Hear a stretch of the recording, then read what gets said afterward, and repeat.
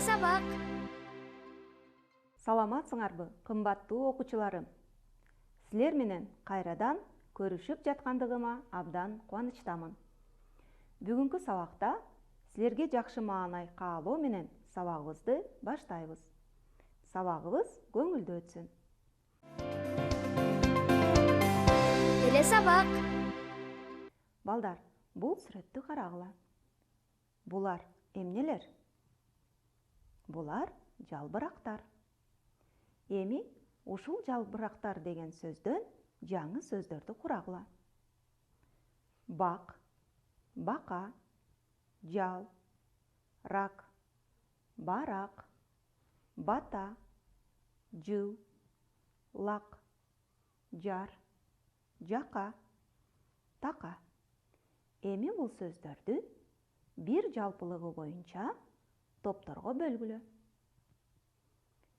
Биринчи топтогу сөздөр 3 тамгалуу, экинчи топтогу сөздөр 4 тамгалуу, үчүнчү топтогу сөздөр 5 тамгалуу сөздөр болду. Баарынан көп тамгалуу сөз барак деген сөз болду. Демек, бүгүнкү сабакта сөздөр канча тамга тыбыштан турары жөнүндө сүйлөшөбүз. Бүгүнкү сабактын темасы тамга тыбыштык талдоо. Бүгүн сабакта тамга тыбыштык талдоо жүргүзүүнүн эрежелерин кайталайсыңар. Талдоонун эрежесин колдонуп, сөздөргө талдоо жүргүзө аласыңар. Балдар, бул сүрөттү карагыла. Бул эмненин сүрөтү? Калемдин сүрөтү. Калем деген сөздө канча тыбыш айтылды? Алгач, тыбыш деген эмне? Эсибизге салалы. Биз айткан сөздөгү угулган айрым-айрым үндөр тыбыштар деп аталат. Тыбыштарды угабыз жана айтабыз. А тамга деген эмнеле? Тыбышты белгилей турган белги тамга деп аталат. Тамгаларды жазабыз, көрөбүз жана окуйбуз. Кыргыз тилинде 36 тамга бар.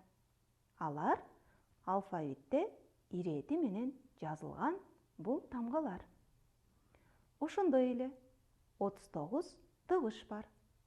14 үндүү тыбыш. Алардын ичинен 8 кыска үндүү. Үндүү тыбыштар тилдин катышына карай ичке үндүүлөр жана жоон үндүүлөр болуп бөлүнөт. Ал эми үнсүз тыбыштардын айтылышы боюнча бири-бирине үндөш тыбыштар, түгөлүү тыбыштар бар. Эми бардык эрежелерди эсибизге салгандан кийин калем деген сөзгө тамга тыбыштык талдоо жүргүзөлү. Бул калем. Мени менен чогуу кайталагыла. Калем. Бул сөздө канча тыбыш, канча тамга, канча муун бар? Калем деген сөздө 2 муун, 5 тамга, 5 тыбыш бар. Эми ар бир тыбышка талдоо жүргүзөлү. К тыбышы түгөлүү каткалаң үнсүз. А тыбышы жоон үндүү. Л тыбышы жумшак үнсүз. Э тыбышы ичке үндүү. М тыбышы жумшак үнсүз. Демек, 3 үнсүз тыбыш, 2 үндүү тыбыш бар. Эми кийинки тапшырмага көңүл буруп окуп чыккыла. Бул ыр саптары табышмактуу бекен? Мындай табышмактуу ырды логогриф деп атайбыз. Аны кунт коюп угуп, жандырмагын тапкыла. Асем деген чарбакмын, көрсөң көөнүң ачылган. Кыны өчүрсөң чуңкурмун, жерге терең казылган. Булар эмнелер? Жакшы түшүнүү үчүн келгиле талдоо жүргүзөлү. Асем деп дайыма таза кармап, ал жерде отуруп эс алган чарбак бул эмне болушу мүмкүн? Ооба, ал чарбак коро. Ошол коро деген сөздүн К тамгасын алып салса, терең казылган жерди айтат экенбиз. Ал оро. Анда логогрифтин жообу коро жана оро. Балдар, бул сөздөр кандай сөздөр жазылышын карагылачы. Бул сөздөр созулма үндүүлөр катышкан сөздөр. Эми коро деген сөзгө тыбыштык талдоо жүргүзөлү. Коро деген сөздө коро деген 2 муун, 5 тамга, 4 тыбыш бар. Эми ар бир тыбышка тыбыштык талдоо жүргүзөлү. К тыбышы каткалаң, түгөйлүү, үнсүз. О тыбышы жоон үндүү. Р жумшак үнсүз. Созулма о тыбышы 2 тамга менен жазылып, бир тыбышты берип, созулуп айтылат. О тыбышы созулма жоон үндүү. Демек, коро деген сөздө 2 үнсүз тыбыш, 2 үндүү тыбыш бар. Эми бул тапшырмада сөздөрдө калтырылган тамгаларды ордуна коюп, сөздөрдү тапкыла. Эми текшергиле. Коңгуро, гүл. Жайлоолордо, токойлордо, суу жээктерде кездешет. Ичке бутактуу жалбырактары болот. Гүлү коңгуроого окшош. Түсү кызгылт, көгүш жана ак түстө болот. Балдар, бул текст эмне жөнүндө болду? Коңгуро гүлү жөнүндө болду. Анын жайлоолордо, токойлордо, суу жээктеринде өсөрү, жалбырагынын ичкелиги жана гүлүнүн коңгуроого окшоштугу, анын кызгылт, көгүш жана ак түстө болушу жөнүндө болду. Эми балдар, бул тексттеги созулма үндүүлөр катышкан сөздөрдү тапкылачы жана алардын жазылышына көңүл бургула. Алар коңгуро, жайлоолордо, суу жээктерде, бутактуу, коңгуроого деген сөздөр. Үйдөн ушул сөздөрдүн экөөнө тыбыштык талдоо жүргүзгүлө. Эми кийинки тапшырмага көңүл бургула. Табышмакты окуп, жандырмагын тапкыла. Аттаган жери атандай, баскан жери бармактай. Оттогон жери оймоктой, качып жүрөт карматпай.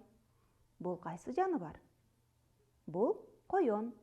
Эми балдар, коён жөнүндө кызыктуу текстке көңүл бургула. Коён. Коён бөжөктөрүн сүтү менен эмизип багат. Кичинекей бөжөктөрдү чоочун коён таап алса, ал да аларды өзүнүн балдарындай кылып эмизип кетет. Кичине чоңойгон бөжөктөр чөптөрдү, жалбырактарды өздөрү жей баштайт. Балдар, бул текст эмне жөнүндө болду? Коён жөнүндө болду. Коёндор бири-биринин кичинекей бөжөктөрүн көрүп калышса, аларды эмизип, курсактарын тойгузуп коёру жана кичине чоңоюп калган бөжөктөр чөп, жалбырактарды жей башташы тууралуу жөнүндө болду. Коёндордун бул кылган иштери кызыктуу бекен? Эсиңе сактап билип ал. Эми балдар, бул текстте эң узун, көп тамгалуу сөз кайсы сөз экен? Ооба, жалбырактарды деген сөз. Ал 13 тамгадан турат. Эми коён деген сөздүн жазылышына көңүл коюп карагыла. Коён деген сөз йоттошкон тамга катышкан сөз. Балдар, йоттошкон тамга деген эмне? Кыргыз тилинде 4 йоттошкон тамга бар. Алар 2 тыбыштан турат. Е тамгасын айтууда ый, э тыбыштары, ё тамгасын айтууда ый, о тыбыштары, ю тамгасын айтууда ый, у тыбыштары, я тамгасын айтууда ый, а тыбыштары угулат.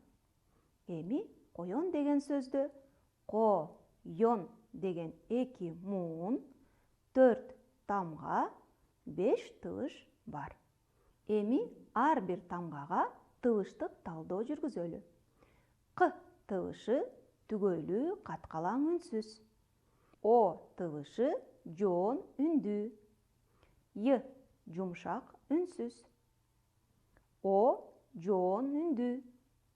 Н жумшак үнсүз. Демек, коён деген сөздө 3 үнсүз тыбыш, 2 үндүү тыбыш бар. Балдар, bir жылда канча ай бар? Ооба, 12 ай бар. Алардын кыргызча, орусча аталыштарын жакшы билесиңер деп ойлойм. Жылдын 4 айынын орусча аталышын атагылачы. Апрель. Эми бул сөздүн жазылышына көңүл коюп карагыла.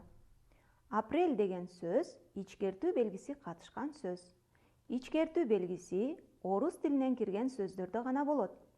Кыргыз тилинде ичкертүү жана ажыратуу белгиси тыбыш бербейт. Ал өзүнөн мурунку тыбышты гана жумшартат. Эми апрель деген сөздө апрель деген 2 муун бар. 6 тамга жана 5 тыбыш бар. Эми ар бир тамгага тыбыштык талдоо жүргүзөлү. А тыбышы жоон үндүү. П түгөлүү каткалаң үнсүз. Р тыбышы жумшак үнсүз. Тыбышы ичке үндүү. Л тыбышы жумшак үнсүз.